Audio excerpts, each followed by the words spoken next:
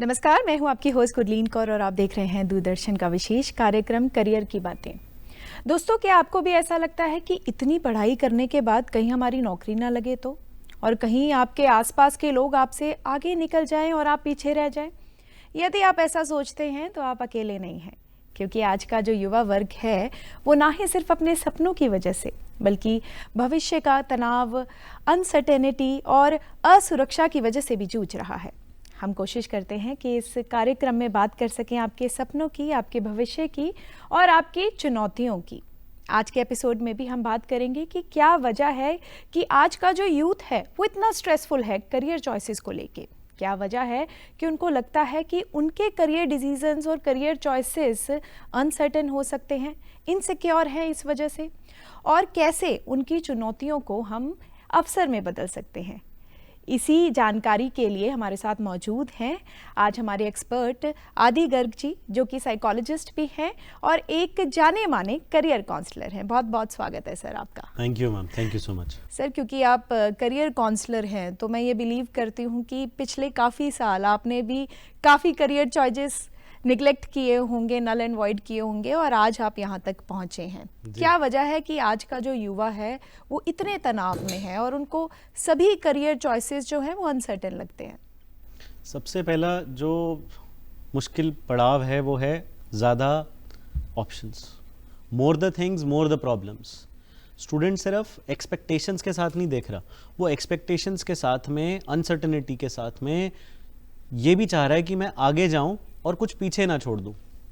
उनको दिक्कत सिर्फ इस चीज़ की नहीं है कि मुझे महान बनना है, कुछ लॉस ना हो जाए, दैट इज़ द प्रॉब्लम। और वो चीज़ एक प्रॉब्लम खड़ी कर रही है बच्चों के लिए। सो ये आपको ऐसा लगता है कि एक तो पेयर प्रेशर है और बहुत ज़्यादा कंपटीशन भी है। एक समय था जब वो कंपटीशन हेल्दी था, लेकिन आज का जो समय है सोशल मीडिया वैलिडेशन है, काफ़ी अनहेल्दी कंपटीशन भी है। क्या ये भी एक वजह है तनाव की? आपने सही कहा। हर स्टूडेंट ये देख रहा है कि ट्रेंड क्या चल रहा है, वो अपने आप को फॉलो नहीं कर रहा। और कंपटीशन के साथ में कॉम्पिटेंस होना बहुत ज़रूरी है। और कॉम्पिटेंस कैसे आएगी? पढ़कर, टाइम देकर, समय का उपयोग नहीं, समय का सदुपयोग कर कर। तो स्टूडेंट को बस कॉम्पिटेंस बढ़ानी है तो कंपटीशन जितना मर्जी आ जाए वो डेफिनेटली उसको पार कर लेंगे। अच्छा, मैं एक एज ए स्टूडेंट आपसे सवाल पूछती हूँ कि हमारे दर्शकों के मन में ये सवाल होगा। मैंने 12th क्लियर किया जी, और मुझे सर्टेनिटी चाहिए लाइफ में, और मैं ठीक ठाक पढ़ाई भी कर लेती हूँ, तो क्या फोकस होना चाहिए मेरा? जॉब, मेरी कैपेबिलिटी, इंटरेस्ट, करियर अपॉर्चुनिटीज़, या इनकम किस में ज़्यादा है, या ट्रेंड क्या कर रहा है? देखिए, एज अ साइकोलॉजिस्ट सबसे पहले कहूँगा कि स्टूडेंट को ये समझना है कि उनकी सबसे बड़ी क्षमता किसकी है। क्योंकि जान, अगर स्टूडेंट में जान है ना तो हर एक जगह जहान है। तो कुछ 3 एलिमेंट्स बहुत इंपॉर्टेंट है, जैसे कि सबसे पहले उनका व्यक्तित्व कैसा है, उनके भावनात्मक रूप, उनके इमोशंस कैसे हैं और वो किस तरह के सोसाइटल एरिया में काम कर सकते हैं। And that should be align with the nature of work. हम सिर्फ ये देखते हैं कि उसमें पैसा बहुत ज़्यादा है। For example merchant navy, eyes gets popped out if you are into the sea. अगर कोई सी में 6 महीने रह जाए समुद्र में तो मुश्किल हो जाती है, लेकिन बच्चों को ये लगता है कि पैसा बहुत ज़्यादा है तो मुझे मर्चेंट नेवी में जाना चाहिए। तो सही स्टूडेंट सही क्षेत्र में सही स्किल और सही सब्जेक्ट्स के साथ पढ़ेगा। और how to choose the right college, तो ये 3 एलिमेंट्स होंगे: ability, aligning with the degree, the branch and the college. फिर अनसर्टेनिटी नहीं रहेगी। सर, जैसे कि आपने बताया कि बहुत से ल्योरिंग फैक्टर्स होते हैं बच्चों के लिए और फैमिलीज़ के लिए भी, कि आपकी पढ़ाई पे बहुत सा खर्चा हुआ है, बहुत सी इन्वेस्टमेंट हुई है, तो मेक श्योर कि आपको भी वो इन्वेस्टमेंट कहीं ना कहीं से वापस लेके आनी है। तो आपको वैसा करियर चूज़ करना है। 10th और 12th में बाद मुझे लगता है कि जो बच्चों की इंडिविजुअलिटी है वो बिल्ड हो जाती है। So what is the right age जब हमें लगता है कि बच्चों को करियर चॉइसेस कर लेनी चाहिए, या उस समय पे काउंसलिंग होनी बहुत ज़रूरी है? जो सही उम्र है साइकोमेट्रिक ऑडिट की वो है 14 ईयर्स। 14 साल में बच्चे की कैपेसिटी क्रिस्टलाइज हो जाती है, उससे पहले वो फ्लूइड स्टेज पे रहती है। हम वेट करते हैं कि कब 10th आएगी, कब हम स्ट्रीम लेंगे। We just wait for the chance to come and choice to be made. Rather हमें ये देखना चाहिए कि पहले दिन से आखिर तक होलिस्टिक डेवलपमेंट होनी चाहिए। और सिर्फ करियर अच्छी डिग्री के लिए नहीं होगा, अच्छी डिग्री से नहीं होगा, वो होगा स्किल डेवलपमेंट से। Degree is not the solution. हम सोचते हैं अगर हमने सही डिग्री कर ली तो हम महान बन जाएंगे, अच्छे बन जाएंगे। नहीं, स्किल डेवलपमेंट, उससे बात बनेगी सिर्फ। तो सही उम्र तो 14 साल है, इसीलिए सारे बोर्ड्स की बात करें आप तो वो 8th में जैसे ICSE है, IB बोर्ड है, वो क्यों ऑप्शन देता है कि you choose the subjects. 10th के बाद क्यों CBSE और कई अन्य राज्यों के बोर्ड्स ऑप्शन देते हैं, क्योंकि वो सकारात्मक सोच और परिपक्वता बच्चे में आ जाती है दिमागी तौर से। लवली। सो दर्शकों, मैं आपको एक बार फिर याद दिला दूं कि हमारे सभी जो प्रोग्राम्स होते हैं वो आपकी सहायता के लिए होते हैं। तो एक व्हाट्सएप नंबर है 9417242224, इस पे कॉल करके, वीडियो मैसेज करके आप अपनी क्वेरीज डायरेक्ट हमारे एक्सपर्ट से पूछ सकते हैं। सर, स्किल डेवलपमेंट की आपने बात करी है, तो आज के समय में सब फील्ड्स के लिए, चाहे वो मेडिकल है, चाहे नॉन मेडिकल है, चाहे कॉमर्स है या आर्ट्स है, और there are other fields also, कौन से स्किल्स हैं जिन पे काम करना बहुत ज़रूरी है? सबसे पहले being a good human is very important, that is the best skill that is required जी। क्योंकि जो जिसकी बात आजकल बहुत कम होती है, उसकी बात ही नहीं होती। हर कोई AI की बात कर रहा है कि हमें ये स्किलफुल होना चाहिए, हमारे पास इन तरह की विशेषताएं होनी चाहिए। बट मैं ये कहूँगा कि right student with the right approach, 3 चीज़ों की ज़रूरत है: सही माइंडसेट, सही चॉइस और सही दिशा। तो दशा अपने आप बदल जाएगी जी। बिकॉज एक बहुत अच्छी कहावत है कि a single mile stone is being done with the thousands mile step. एक जर्नी तभी जीती जा सकती है जब छोटे छोटे कदम लिए जाएं। तो मंजिल नहीं, रास्ते बदलते हैं। जगा लो जज्बा जीतने का, हाथ की लकीरें बदले ना बदले, वक्त ज़रूर बदलता है। तो बच्चों के हाथ में वो वक्त है, माँ बाप के हाथों में वो वक्त है, जो सही समय पर सही वेल इन्फॉर्म्ड डिसीजन लिया जाए, ना कि प्रेशर, सोसाइटल प्रेशर, मीडिया या एक प्रेस्टीज। सबसे बड़ी बात आज की डेट में प्रेस्टीज, कि हम वो डिग्री कर रहे हैं जो प्रेस्टीजियस हो, कि 4 लोगों में हम खड़े होकर बता पाए। नहीं, स्टूडेंट का सर्वाइवल रेट क्या है, वो बहुत ज़रूरी है।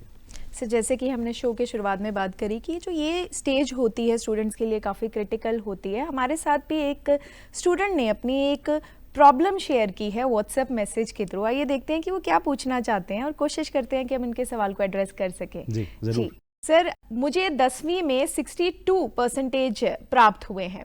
अब 11वीं में मुझे कौन से विषय लेने चाहिए जो ज़्यादा कठिन ना हो? राजवीर सांखला जी का ये सवाल है। तो राजवीर जी को लगता है कि 10वीं में उन्होंने अपनी ज़िंदगी का सारा स्ट्रगल कर लिया है और स्ट्रगल के बाद उन्होंने 62% हासिल किया। वो चाहते हैं कि ज़्यादा कठिनाई का सामना ना करना पड़े क्योंकि वो अपने हिस्से की सारी स्ट्रगल कर चुके हैं। तो आप उनको बताइए क्या एडवाइस देनी चाहिए? देखिए राजीव जी, सबसे पहली बात, हर कोई स्टूडेंट टॉपर नहीं बन सकता, बट हर इंसान सक्सेसफुल बन सकता है अपने तरीके से। तो 62% लाना मेहनत का काम है, पहली बात। दूसरी बात यह है कि कठिनाई से तो सामना करना पड़ेगा, चुनौतियां तो आएंगी, बट हम वो सब्जेक्ट्स लें जो हमारे लिए सही हैं।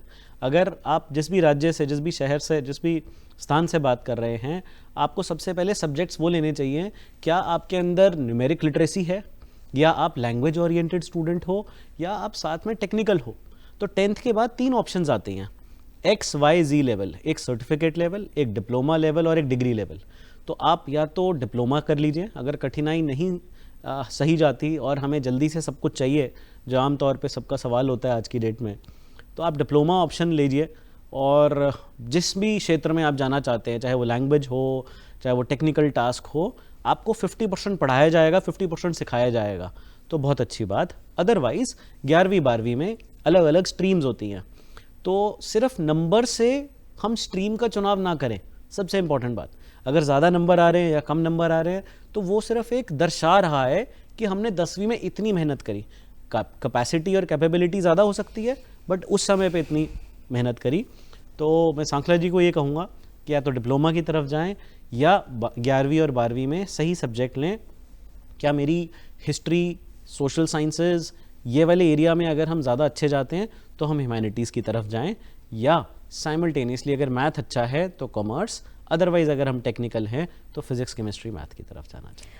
राजवीर जी, जैसे कि हमारे एक्सपर्ट ने पहले भी बताया था कि सिर्फ अंकों के माध्यम से वो आपकी इंडिविजुअलिटी जज नहीं कर सकते, आपके लाइक्स डिसलाइक्स और आपकी कैपेबिलिटीज़ को जज नहीं कर सकते। तो मैं आपको ये भी एडवाइस करूँगी कि कुछ भी डिसीज़न लेने से पहले आप अपने आसपास एक करियर काउंसलिंग सेशन के लिए ज़रूर जाइए, और जो आपके स्ट्रगल का स्कोप है इसको थोड़ा ज़रूर बढ़ाइए, क्योंकि अभी लाइफ बहुत लंबी है और स्ट्रगल्स भी बहुत लंबे हैं। More power to you.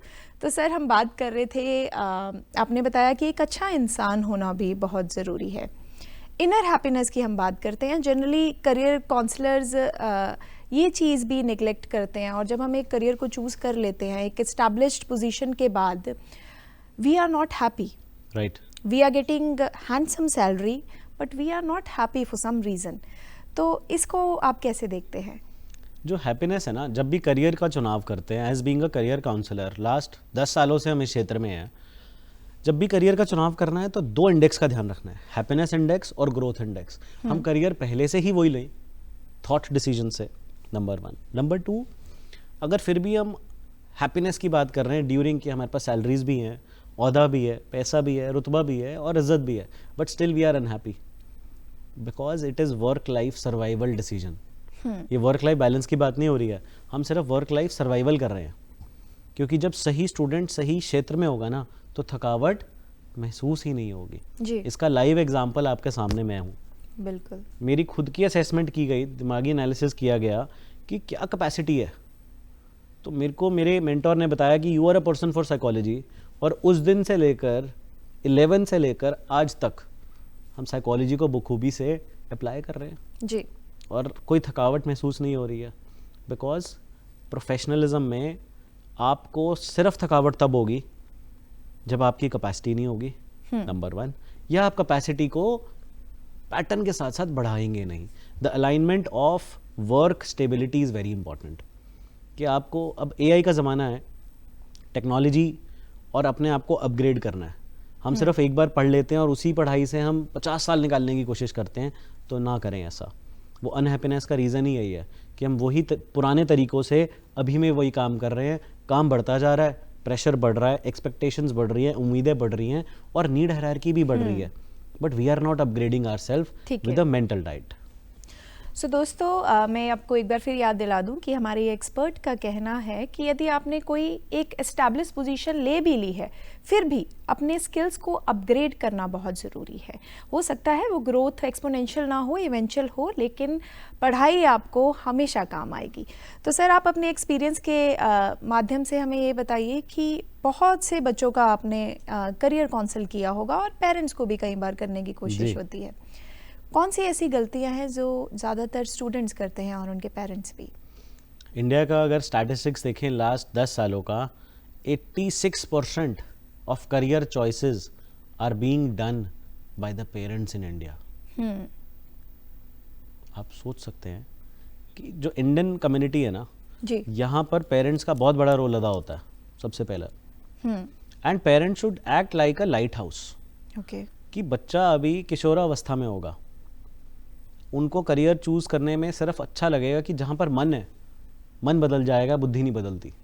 तो हमने अपने इस पूरे अरीना में ये देखा कि while choosing the career, it should not be only the interest but the blend of ability as well as the interest. जब इन दोनों का मिश्रण हो जाए और आपके पास करियर लिटरेसी, आपके पास करियर की साक्षरता होनी चाहिए।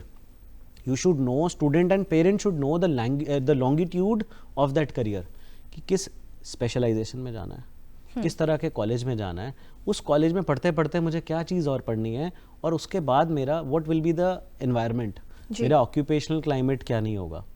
तो इन चीज़ों का ध्यान रखना चाहिए। कई बार ऐसा भी होता है सर, जब आप काउंसिल करते हो बच्चों को या पेरेंट्स को, कई बार पेरेंट्स अपनी अनफुलफिल्ड एक्सपेक्टेशंस जो होती हैं, जो उनके समय में होती हैं, जो वो नहीं कर पाते हैं, वो कोशिश करते हैं उसको एनफोर्स करें अपने बच्चों में। क्या ये डिज़ास्टर है? सही बताऊं, 40% people, parents, they ask me, sir ये सिविल का एग्ज़ाम दे सकती है या दे सकता है? हाँ।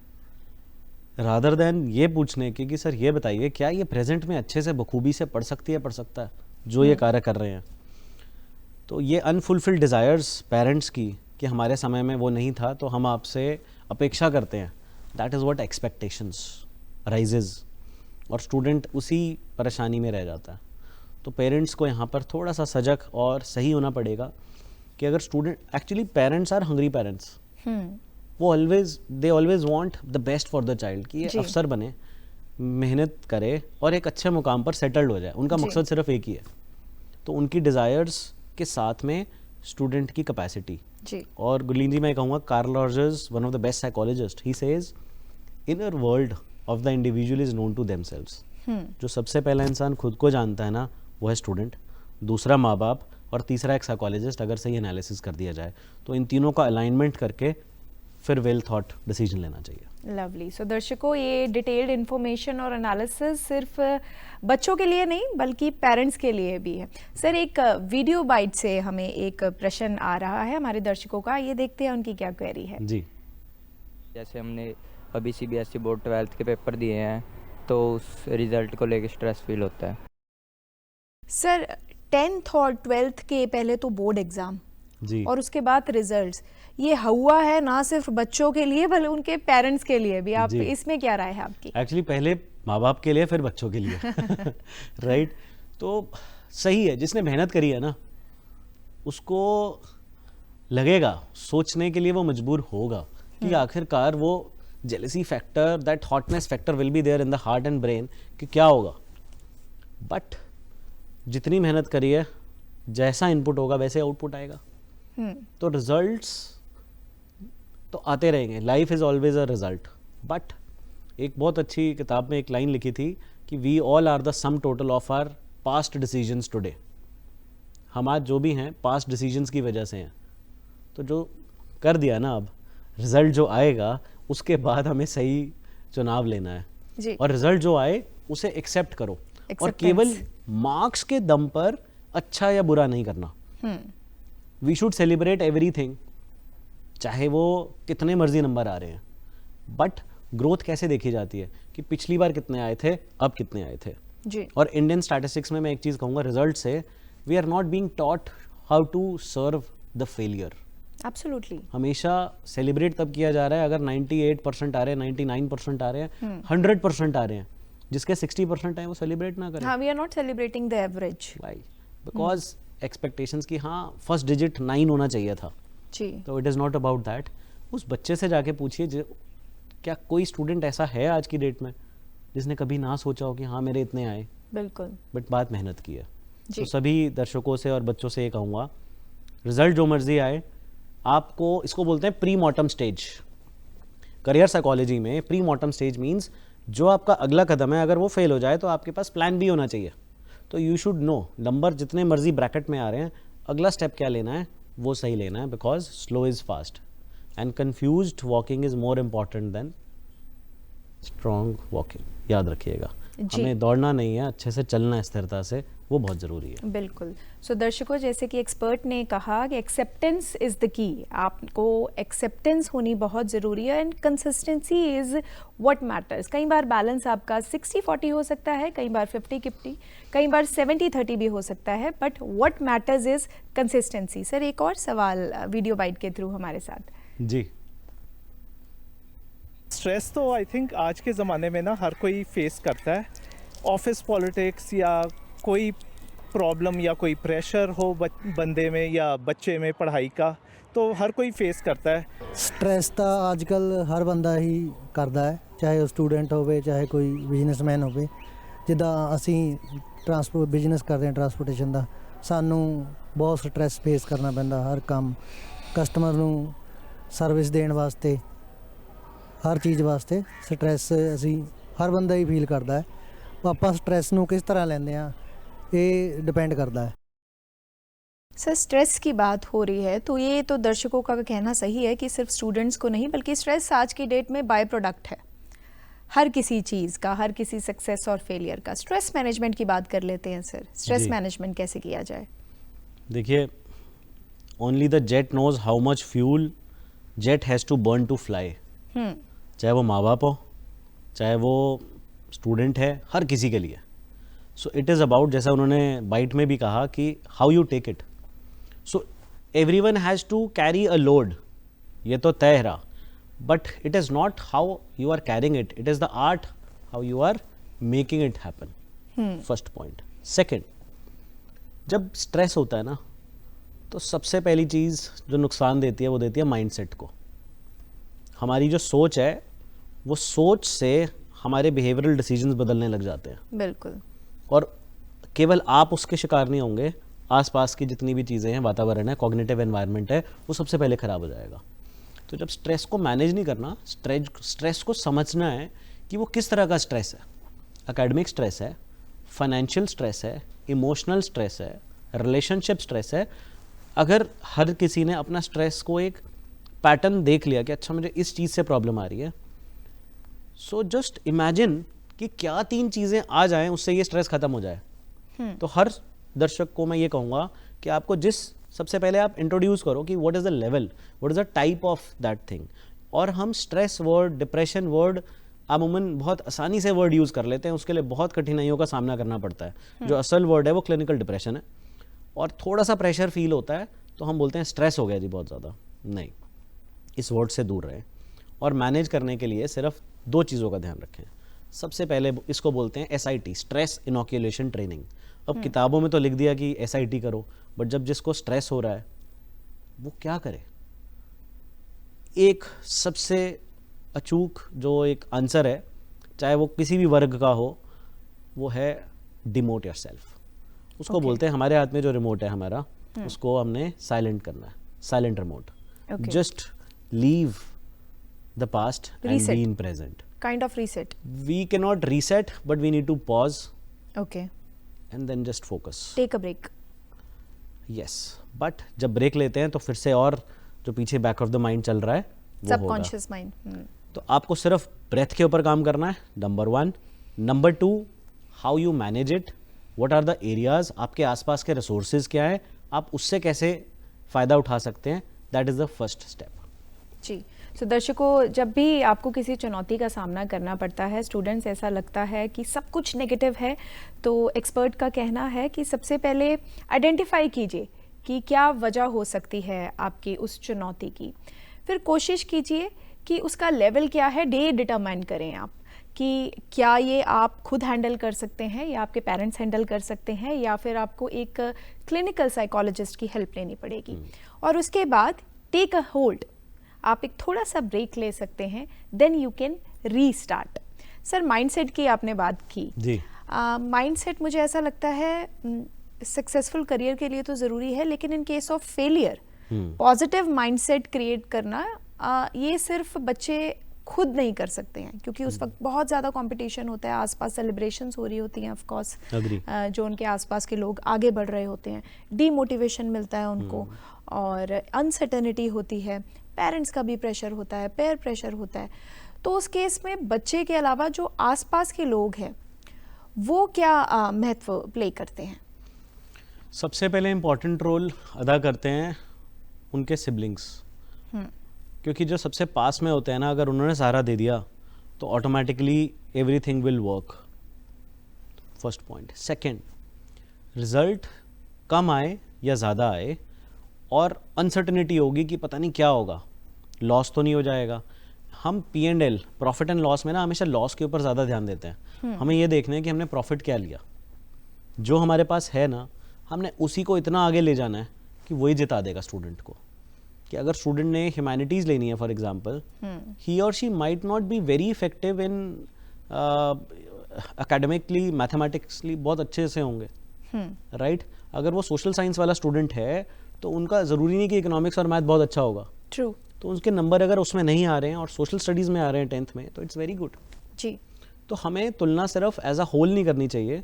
जो भी हमें आगे पढ़ना है बस उसमें महान बनना है, और जो है उसी को आगे लेकर जाना है. बिल्कुल. वो बहुत ज़रूरी है. आपको जैक ऑफ ऑल ट्रेड्स होने की कोशिश नहीं करनी चाहिए. बिल्कुल. और यदि आपका एक इंटरेस्ट है तो आप उसमें महानता हासिल कर सकते हैं. सर, क्योंकि बहुत ही इंपॉर्टेंट टॉपिक है, एक और वीडियो बाइट है हमारे पास, देख लेते हैं क्या कहना है उनका. स्ट्रेस फील एक जॉब वाले बंदे के लिए यही रहता है कि जो जॉब करने आता है, ठीक है, तो उसको थोड़ा रिस्पेक्ट मिलना चाहिए. अब मान लीजिए हम जॉब कर रहे हैं, ठीक है, और वहाँ पर कोई अदर पर्सन जो वहाँ का मालिक है या ओनर है, वो बोलता है जी ये कर ले, वो कर ले, तो गुस्सा आ जाता है, कुछ ऐसा मिसवर्ड बोल जाता है जो किसी को बर्दाश्त नहीं होता। अच्छा सर, ये जो स्ट्रेस है ये सिर्फ एक करियर पाने तक नहीं सीमित है, नहीं, इसके बाद भी है। अगर आप एक एस्टैब्लिश पोजीशन पर आ जाते हो, फिर आप खुद को अपग्रेड करने का स्ट्रेस है, उस एनवायरनमेंट में सर्वाइवल का स्ट्रेस है, तो हमारे दर्शक भी वही पूछना चाहते हैं कि इसका हल क्या है? इसका हल ये है कि हमें कोपिंग मैकेनिज्म, हम खुद में एक इंडस्ट्री हैं और stress is a part of life. अगर स्ट्रेस नहीं होगा ना तो हम बढ़ नहीं पाएंगे आगे। माफ़ करना, अगर एक लेबरर है, उसको स्ट्रेस नहीं है, उसको पता है कि मुझे इतना ही काम करना है और मेरे को शाम को इतना ही खाना खाना है एंड ही इज़ फ्री, तो जो इंसान जहाँ पर है ना, वो जितना स्ट्रेस नहीं ले रहा ना, तभी वो वहाँ पर है। तो स्ट्रेस का सदुपयोग करना है और फिर आगे चलना है। और रही बात इज्जत पाने की, जिसको काम आता है ना उसको हमेशा इज्जत मिलेगी। और मुझे ऐसा लगता है सर, कुछ क्रिटिसिज्म झेलने की भी हिम्मत होनी चाहिए। हम पढ़ा क्यों रहे हैं? आप देखिए, जितने भी पूरे वर्ल्ड में हम क्यों पढ़ रहे हैं? पढ़ने के लिए थोड़ी पढ़ रहे हैं, बढ़ने के लिए पढ़ रहे हैं। जी, लाइफ में सिर्फ आपको एकेडमिक्स या लिटरेचर या सब चीज़ें नहीं बनाएंगी, 1/4 किताबें बनाएंगी, 1/4 दुनिया सिखाएगी, बिल्कुल। 1/4 हम खुद अपने लाइफ लेसन से सीखेंगे और कुछ फैमिली से सीखेंगे, एंड दिस इज लाइफ। बिल्कुल। सो पढ़ना सिर्फ पढ़ने के लिए नहीं है, खुद ना। की अपग्रेडेशन के लिए नहीं है, बढ़ने के लिए भी है, बिल्कुल। आपकी ग्रोथ के लिए भी है और आपके आसपास के लोगों की भी ग्रोथ के लिए है। यस। सर, सवाल मेरा एक रिजल्ट से जुड़ा हुआ है। अक्सर लोगों को ऐसा लगता है, हमने बहुत सुना है ऐसा और झेला भी है, कि good marks is equal to good result is equal to successful career. क्या ये फैक्ट है या मिथ है? मिथ है ये। गुड मार्क्स मीन्स स्टूडेंट ने उस समय पर उस चरण में मेहनत करी है, पहली बात। उसका आउटकम है। यस, जैसा इनपुट है, इतना पढ़ेंगे तो इतने नंबर आएंगे, इतना पढ़ेंगे तो उतने number but that doesn't guarantee a successful career. नहीं, सक्सेस के लिए बहुत सारी एलिमेंट्स की ज़रूरत है और जो एक बिगेस्ट एलिमेंट है, जो वर्ल्ड्स बेस्ट यूनिवर्सिटी में भी रिसर्च की गई, उसमें कहा गया अगर ये एक तत्व आ गया ना, a person will be successful. So आप वो एलिमेंट्स हमारे दर्शकों के लिए प्लीज एक बार रिवाइज कराइए एंड कि द वर्ड कौन इज से successful and the word elements is हैं। Excellence. Okay, each day should be better than yesterday.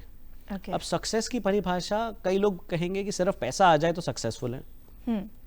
तो success means overall growth, name, fame, money, health, wealth, each and every sector is fulfilled. जिस इंसान के पास बहुत पैसा भी है ना, अगर उसके पास वो 2 पल नहीं होंगे ना जिसमें वो आराम से बैठ नहीं पा रहा, तो वो भी सक्सेसफुल फील नहीं करेगा। राइट? और मेहनत दिखाई नहीं जाती, मेहनत दिख जाती है। बट हर चरण में जितना ऊपर जाओगे उतना ही ज़्यादा डबल मेहनत करनी पड़ेगी। It's like not just 1x effort, 2x। And growth को हम सिर्फ ये मानते हैं कि अगर अभी 70 मार्क्स आए हैं तो अब 80 आने चाहिए, या अगर किसी का 10 लाख का पैकेज है तो अगले साल 12 लाख का पैकेज होना चाहिए। नहीं, अगर आप लगातार साइकोलॉजी में बोलते हैं K-3, अगर किसी के हजार नंबर भी आ रहे हैं लगातार 3 सालों में, इतनी नंबर आ रहे हैं for example, that is also success. Sustainability, रुकना is also a success. How you take it, how you cherish it, that is the task. Because जब हम इसको करियर से जोड़ते हैं, करियर सिर्फ एक डिग्री या एक काम नहीं है, it is a life line, it is a life cycle. हर पद्धति पे जो हम कार्य कर रहे हैं, it is just a willful energy of formal education जो एक जुड़ी हुई है उसके साथ में। बट वो सही कर लो, हर चरण में अगर सही काम कर लिया जाए, it is a successful life, a happy life. Lovely sir, आपने बहुत ही सरल भाषा में करियर के जितने डायमेंशंस हैं वो कोशिश करी हमें बताने की। उम्मीद करते हैं हमारे दर्शकों को पसंद आई होगी। एंड दर्शकों, ज़रूरी नहीं है कि सिर्फ मेहनत ही ज़रूरी है सक्सेसफुल करियर के लिए। सही माइंडसेट होना, सही दिशा होना, सही डिसीजन मेकिंग होना और थॉट प्रोसेस का सही होना, सही पेरेंट्स का सपोर्ट होना, ये भी बहुत ज़रूरी है। सही वर्ड होना बहुत ज़रूरी है। बिल्कुल। उम्मीद करते हैं कि आपको हमारा ये कार्यक्रम पसंद आया होगा। जाते जाते मैं आपको एक बार फिर याद दिला दूं कि हमारा व्हाट्सएप नंबर 9417242224 लॉन्च हुआ है, जिस पे आप कॉल करके, मैसेज करके, वीडियो मैसेज करके कोई भी सुझाव दे सकते हैं। इसके साथ हमारे सभी प्रोग्राम सोशल मीडिया प्लेटफॉर्म्स पर अवेलेबल हैं, DD Punjabi, DD Haryana, DD Chandigarh. आप हमें OTT प्लेटफॉर्म वेव पर देख सकते हैं, सोशल मीडिया प्लेटफॉर्म्स पर देख सकते हैं। यदि आपका कोई सुझाव है हमें लिख सकते हैं hopchandigarh@gmail.com पर। अगली बार फिर हाजिर होंगे नए करियर चॉइसेस के साथ, नए टॉपिक के साथ। तब तक जुड़े रहिए हमारे चैनल के साथ, देखते रहिए दूरदर्शन। धन्यवाद।